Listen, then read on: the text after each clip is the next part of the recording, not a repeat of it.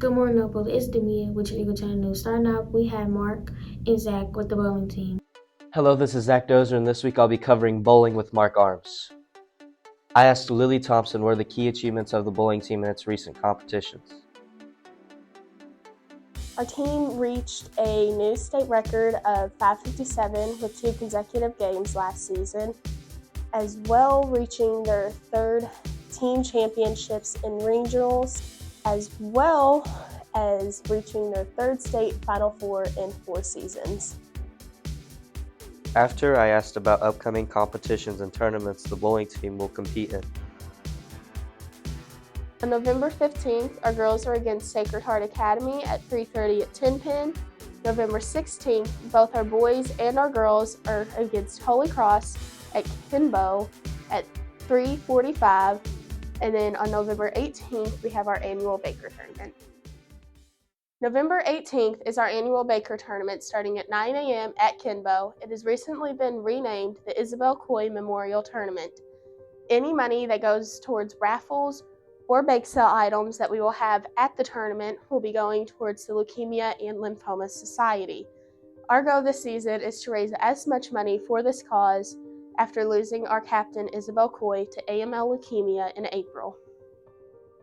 Come out to Kinbowl November 18th to help raise funds and awareness for childhood leukemia in honor of Isabel Coy. This was Mark Arms and Zach Dozer with Eagle One News signing off.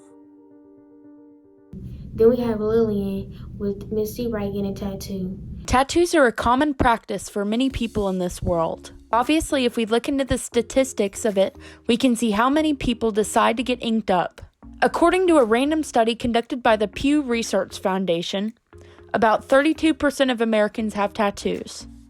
Though the percentage may seem small, once you put it into a calculator, 22,727,901 really doesn't seem as small compared to the entire U.S. population equaling roughly 334,233,854.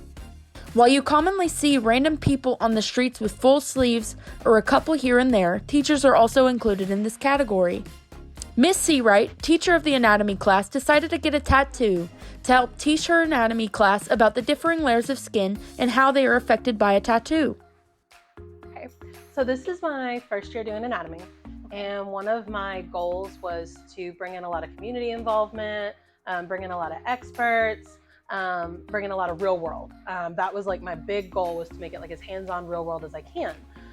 These students that are taking this class, a lot of them have goals to be in a health career. And so, now a lot of the health career isn't just memorizing facts. It's a lot of because you can get that from a book. So we started out pretty traditionally. We had the kids taking notes on the skin and the different types of epithelial tissue that exist in your body. We did some modeling with just some coloring and labeling. And we brought him in as sort of like I said, a community, real world connection to all of that. And from that was our launch point into my first project-based learning experience with them. And trying something I've never tried before, which was to have the kids make podcasts. So another reason why I got this tattoo specifically, on my foot, I have a vine with leaves, and I add a leaf for each year of teaching. And so it was kind of important to me to have a leaf that represented my first year of anatomy. It's always been a passion of mine to be able to teach anatomy, and so this sort of represented me reaching that goal. I let the students pick the colors, so that I'll always be able to look down and remember that was my first group. So this tattoo actually holds a lot of meaning for me. I felt it was really important for the kids to not only hear an expert talking about it, to actually see what he was talking about, and to get to see it firsthand is a memorable experience. I wanted something that the kids can look back on and say oh, do you remember when our anatomy teacher back in the day got this? I want it to be a bonding experience and just something that they can look back on in high school as a neat thing for them. I really wanted to bring in real world and things that they're going to be dealing with. And odds are in a person's life, they're either going to get a tattoo themselves or they're going to know someone who gets a tattoo. And so I think it's really important to know how to care for it. I think it's really important to understand the biological implications of tattooing and how it affects the skin. So that was sort of my inspiration. So first of all, it hurts. The tattoo artist, when he came in, he talked to the kids and he equated it to a really, really bad sunburn and like that a cat is scratching on. And that's pretty close to accurate, especially if you get to areas where it's close to the bone, like the foot where I got mine done. Other issues that you can run into is infection, not taking care of it, allergies to the ink, which you would never know that you had until you got that tattoo. So lots of things that can happen to you if you don't take care of it and if you don't get tattoos responsibly when you're of the correct age. This has been May Smith from Eagle One News signing off. Now we have the upcoming events.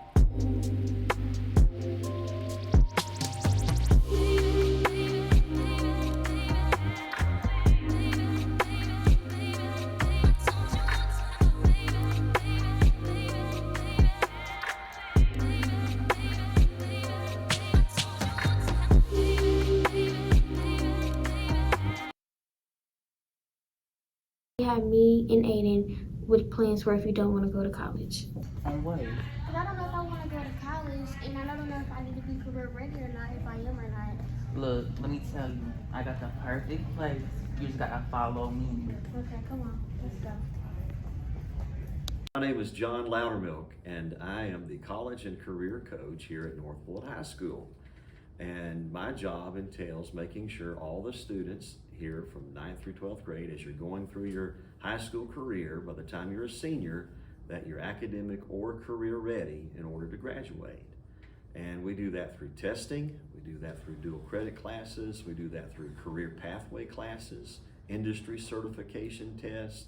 There's all kinds of opportunities for you to become academic or career ready while you're here at North Bullitt High School.